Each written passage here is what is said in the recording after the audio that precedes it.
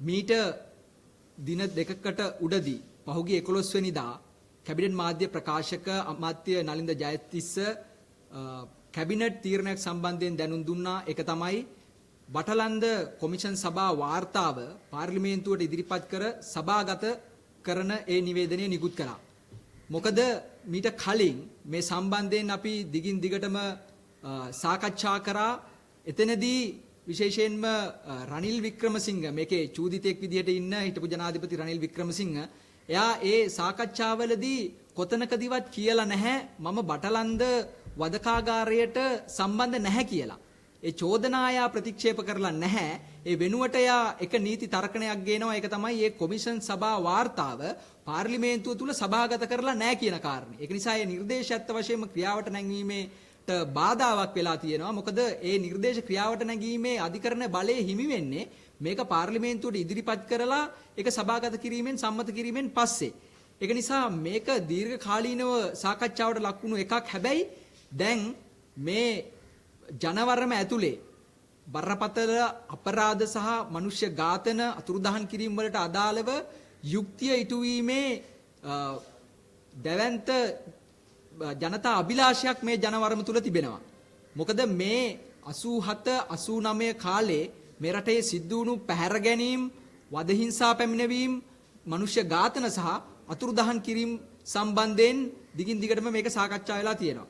විශේෂයෙන්ම මෙන්න මෙතනදී මේ කොමිෂන් සභා වාර්තාවෙන් හෙළිදරව් වෙලා තියෙනවා මේ පරීක්ෂණයෙන් මේ නිවාස සංකීර්ණයේ මේ සපුගස්කන්ධයේ පොහොර සංකීර්ණ ගබඩාවට අයිති ඒ බටලන්ද නිවාස සංකීර්ණයේ A2/2 නිවස 1983 ඉඳලා 1994 අගෝස්තු මාසය දක්වා රනිල් වික්‍රමසිංහ තමන් දැරූ යෞවන කටයුතු හා රැකී ආරක්ෂා අමාත්‍යවරයාට බාරව සංචාරක බංගලා විදියට මේ ස්ථානය පාවිච්චි කරලා තියෙනවා. ඊට පස්සේ B1, B7, B8 කියන ඒ නිවාස රනිල් වික්‍රමසිංහගේ නිල කාර්යාල බවටත් ඒ වගේම ඔහුගේ නිලධාරීන් රැඳී සිටපු ස්ථාන බවටත් මේ කොමිෂමේදී පැහැදිලිවම අනාවරණය වෙලා තිබෙනවා. ඊට පස්සේ මේ කොමිෂම මගින් මොනවද නිර්දේශ කළේ? මේක තමයි වැදගත්ම කාරණේ. මොකද මේ කොමිෂම නිර්දේශ ඇතුළත් වෙනවා. මේ නිර්දේශ ඇතුළත් කිරීමේදී මේක නොඇලීක්විය හැකි ලෙසම බැසිය යුතු නිගමනයක් කියලා එකක් සඳහන් කරලා තියෙනවා. ඒ නිගමනය තමයි රනිල් වික්‍රමසිංහ මහතා අවම වශයෙන් කියතොත් B2 නිවාසය ඉහත සඳහන් නීති විරෝධී ක්‍රියා සඳහා පාවිච්චි කරනු ලැබ තිබේ කියලා මේ කොමිසමේ නිර්දේශ කරලා තියෙනවා මේ වාර්තාවේ. ඒ වගේම පුරවැසියන්ගේ මූලික අයිතිවාසිකම් අමුවේ උල්ලංඝනය කර ඇති බවට හඳුනාගෙන තියෙනවා. ඒවට වගකිය යුත්තන්ට ඒ චූදිතයන්ට ප්‍රජා අයිතිවාසිකම් අහෝසි කිරීමේ සිට සුදුසු ඒ සමගාමී සුදුසු දඬුවමක් ලබා දීමට අධිකරණයට බලය හිමි වෙනවා මේ නිර්දේශ නිකුත් කිරීමෙන් පස්සේ. මම හිතනවා දැන් මේ වෙලාවේ ඒ කියන්නේ ලංකාවේ තියෙන ප්‍රධාන මාතෘකාවක් තමයි මේ රනිල් වික්‍රමසිංහ කියන බටලන්දේ මිනිමරුවා ගහලයට එරෙහිව මම හිතන ජනමතයක් නිර්මාණය වෙමින් තිබෙනවා. ඒක කලින් තිබුණු එකක් 80 90 දශකයේ. නමුත් ඒක ඊට පස්සේ 90 දශකයෙන් පස්සේ ඒ ආපු පාලන තන්ත්‍රයන් විසින් ඒක යට ගැහුවා. ඒක කතාව අඳුරු කරලා දැම්මා.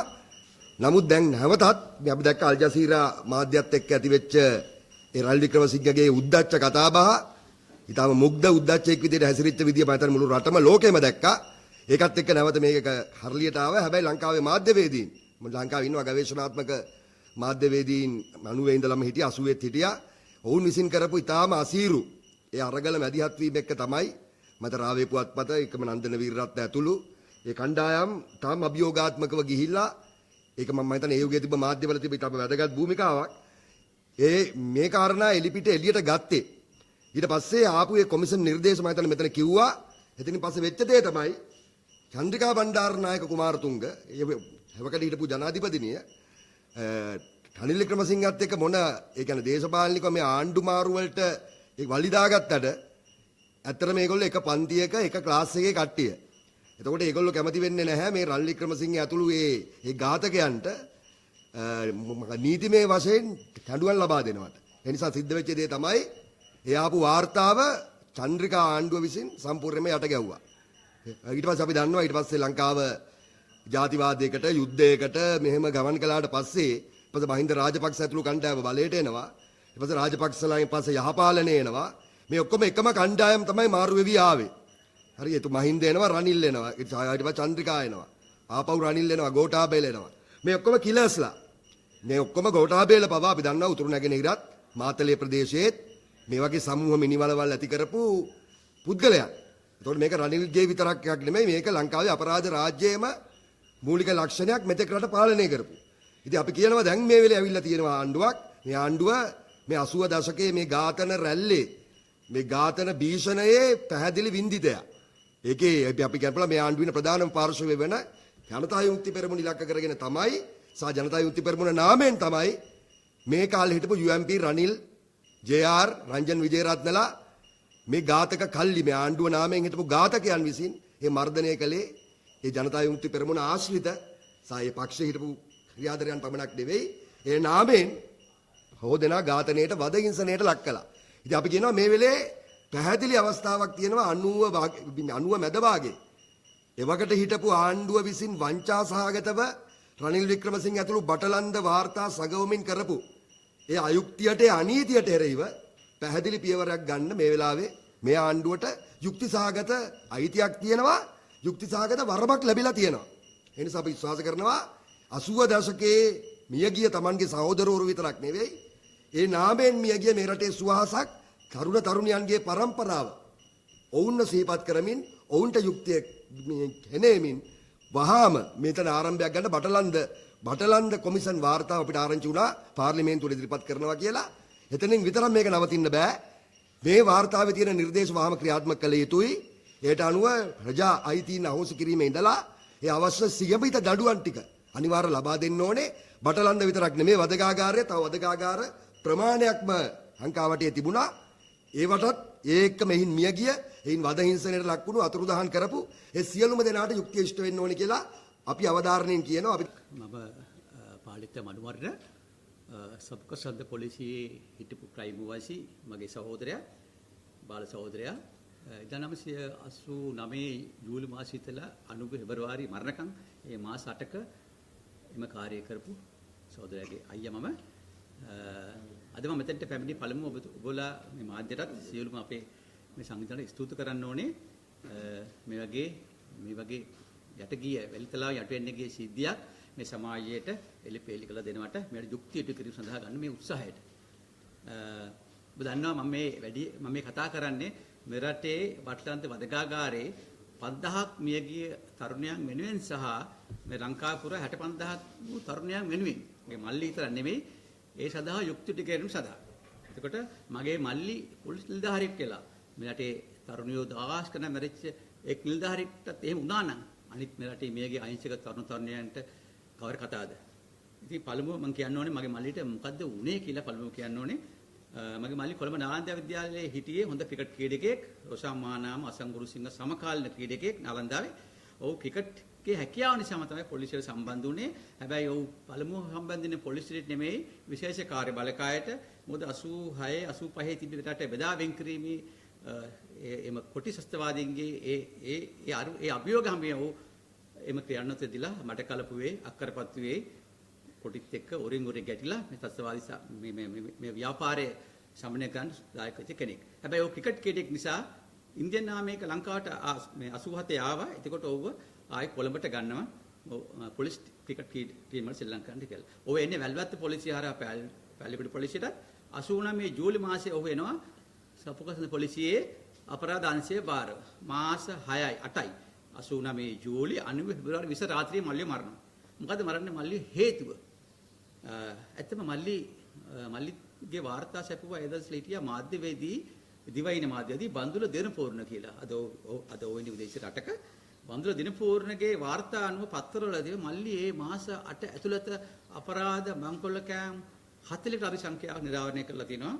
ඒකේ එක් කාරණා තමයි ඔය පටලන්දේ මහ මොලකරු නැත්නම් ගෝඩ්ෆාදර් රනිල් වික්‍රමසිංහගේ යටතේ ක්‍රියාත්මක වෙච්ච ඔය බටලන්ද වදකාරී මැර කණ්ඩායම. කවුද මේ ASP ඩග්ලස් පීරිස් ඒ වෙලාවට හිටපු. සහිත ඔහුගේ කණ්ඩායම. ඔන්න ඔය කණ්ඩායම මෙරටේ අහිංසක තරුණ ගෙනල්ලා බටලන්ද වදකාරේ දස වද දීලා මරනකොට ඔවුන් වෙනම ක්‍රියාත්මක වුණා ඔවුන්ගේ පෞද්ගලික ඒව කරගන්න. ඩග්ලස් පීරිස් සහිත ඔය මැරකණ්ඩායම තමන්ගේ හතුරු තමන්ගේ ඉන්න විරුද්ධවාදීන් ගෑනලා මාරලා කප්පම් ගන්න. ඒ වගේම ලස්සන කාන්තාව හිටියොත් ඒගොල්ලන්ගේ පුතෙක්ව කවර ගෙනල්ලා ඒගොල්ලන්ගේ වන්දියක් වශයෙන් ඒ කාන්තාව ඉල්ලලා ඔයගේ මහා වැඩ කරා. මගේ මල්ලි මේ සම්බන්ධව උකුස් වැසියම වුණා. මල්ලි ඔය බටලන්දේ අයිති සබකස් පොලිසියට යාවද තියෙන්නේ. මල්ලි මේක ගැන සොයා බැලුවා. මල්ලි අඳුරගත්තා මෙන්න මේ කරුණු කාරණා JP ලේබලේ අලවමින් මේ මංකුල්ල කෑම මෙන්න මේ අපරාධ වෙන්නේ මේ කණ්ඩායම. ඩග්ලස් පීරිස් සහිත කණ්ඩායම. ඔන්න ඕක තමයි මල්ලිව පාරන්නේ ප්‍රධානම හේතු උනේ. මල්ලි ඔය කීපයක් මල්ලි අඳුරගෙන මල්ලි ඒවා වාර්තා කරලා තිබ්බා.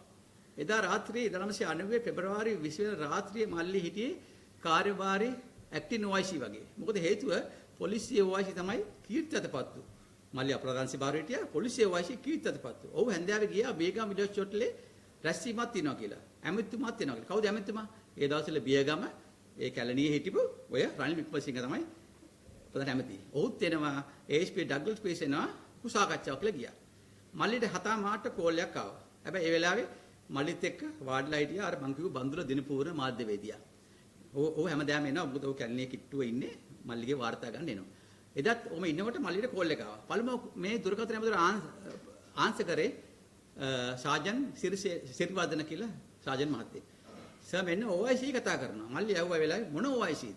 පොලිසිය OIC. මල්ලි නැගිටලා ගිහිල්ලා මොකද OIC ගේ කාමරේට ගිහිල්ලා ඒ දුරකථන පිළිතුරු දීලා ආයිත් අර බම්දුල දෙනපුර ළඟට ඇවිල්ලා කිව්වා මට OIC එකෙන් කෝල් එකක් ආවා. බේගම් විලේජ් හෝටලේ සාකච්ඡාවක් තියෙනවා ඇමතිතුමාත් ඉන්නවා රනිල් වික්‍රමසිංහත් ඉන්නවා ASP ඩග්ලස් පීරිස් ඉන්නවා මොකද දැන් යන්න ඕනේ මට කාර්යයක් වැඩක් කිව්වා මට තනියෙන් එන්න කිව්වා කියලා. ඒ නිසා බන්දුල මම යන්න ඕනේ දැන් මල්ලි වෙලා පොලිස් කිට් එක යුනිෆෝම් එකෙන් හිටියේ මල්ලි ඉන්නේ පොලිසිය ඇතුලේ බුදී ගන්නේ. මොකද සුමානස් මාසරත් තමයි අපේ ගෙදර එන්නේ. මල්ලි උඩට තට්ටුවට ගිහිල්ලා මල්ලි කාමරේට ගිහිල්ලා ඇඳුම් සිවිල් ඇඳුම් ඇඳගෙන නන්දසේන කියලා සාජන් මහත්තයෙක් ඉන්න වැඩ බාර දෙන්න කියලා තියෙන වෙලාවයි. OIC ඒදන් කොල් කියලා රෝහිත වයනකොට වැඩ බාර දෙන්න සාජන් නන්දසේනට කියලා. ඕඩු තට්ටු කළා සාජන් නන්දසේන මම යනවා OIC කෝල් එකක් අනුව බේක විලේජ් වල මීටින් එකට ඔයා වැඩ බාර ගන්න ගිහිල්ලා. ඒ අර ඇඳුම් ඇඳගෙන කියලා පස්සේ ආයි විනාඩි 10කින් ඇවිල්ලා කිව්වා රාජන් යන්න ඉක්මනට මං යනවා ඔයා වැඩ බාර ගන්න කියලා. ඔය සාක්ෂි දෙක ප්‍රධාන තියෙනවා කවුද කෝල් එක දුන්නේ කියලා. මේ බටලන්ද වාර්තාවේ ඒක සඳහන් කරලා තියෙනවා අනිවාර්යෙන්. ඒක සාක්ෂි සහිතව. එතකොට මල්ලි ඔය බන්දුල දිනපොළ කියන මාධ්‍යවිදත් එක්ක තමයි පිස්තෝලෙත් අරගෙන පොතේ ලියලා ඇවිදගෙන කාර් එක එළියේ තිබ්බේ. සබකස් පොලිසිය අයිනේ එළියේ. එයාත් එක්කම ගිහිල්ලා එයාගෙත් අහලා තිනවා බන්දුල යන් ගිහිල්ලා එමු. අපි අද හරි ගිහිල්ලා එමු වත් එන්න කියලා. ඊපස්සේ බන්දුල දෙනපොළ අනේ රෑබෝ වුණ 8 මාට විතර වෙලා ඇති. මට බෑ එන්න ඔයා යන්න රෝහිත ගිහිල්ලා එන්න. අන්න මම ඉක්මනට එන්නම් කියලා කාර් එකේ නැගලා උසමහත මිනිහෙක් මිනිස්සු මිලා තියෙන්නේ. ඔව් අඳුරගෙන නැහැ. ගියාම ආවේ නැහැ. එතකොට මේ මල්ලිව එහෙම අරන් යන්න හේතුව තමයි මම කිව්වා ඉස්සර සිද්ධිය මේ ඩග්ලස් පීරිස් සහිත මේ මැරකල්ලිය විසින් කරපු අර මැරකම් කප්පම් ගැනීම ස්ත්‍රී දූෂණ සම්බන්ධව ඕනනම් ඔබතුමාලට පුළුවන් මාධ්‍යවේදීන් වශයෙන් කැල්ලිය ගිහිල්ලා මේක ගැන හොයා බලන්න. අද ඕන තරම් සාක්ෂි දෙන්න කට්ටිය ඉන්නවා. එහෙම කාන්තාවන් දූෂණය කළා. ඒ කියන්නේ මල්ලිව අරන් එනවා නැත්නම් හස්බන්ඩ් අරන් එනවා. මෙයා දාස් කරන්න මෙයා ඕනේ. ඒ වගේ ඉතා ඒ කණ්ඩායමේ ඔන්න ඔය කරුණු මල්ලි සොයා බැලුවා. ඒ වගේ මල්ලි ඊටම ඒ පැත්තේ නීතිය හරියට තමන්ගේ උස්පහත්කම් දේශපාලන හිතවත්කම් කිසි සතුම මායකට ගණන් ගත්තේ නැහැ. ඒ ඔක්කොම නිරාවරණය කරා.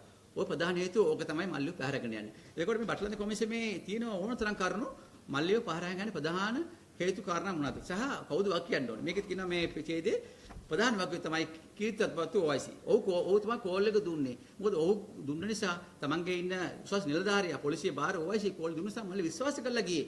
ඔව් කාර් එකක් එව්වා. ඒ කාර් එක ගලා ගියේ. ඉතින් ඒ ඔව් තමයි ප්‍රධාන වක්යන්.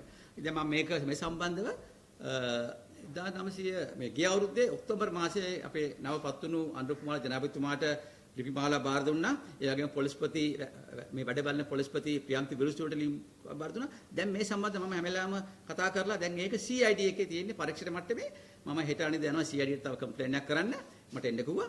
ඒ නිසා මේකට යුක්තියට වෙන්න ඕනේ. මට මල්ලි විතර නෙමෙයි මෙයාට මේ ගිය තරුණ දසදහස් ගණන් 5000ක් විතර මේ ගියා. ඔයකෙන් 5000න් වැඩිම මේගේ අහිංසක තරුණතරියෝ මේ රටේ මුකුත් නෙමෙයි අල්ලන් ඇවිල්ලා මරලා ගහලා තමන්ගේ ඕන අපන් ඉටු කරේවා. ඉතින් ඒ වගේම ඒකට යුක්තියට යන වගේම මගේ මල්ටත් යුක්තිය ඉටු වෙන්න ඕනේ.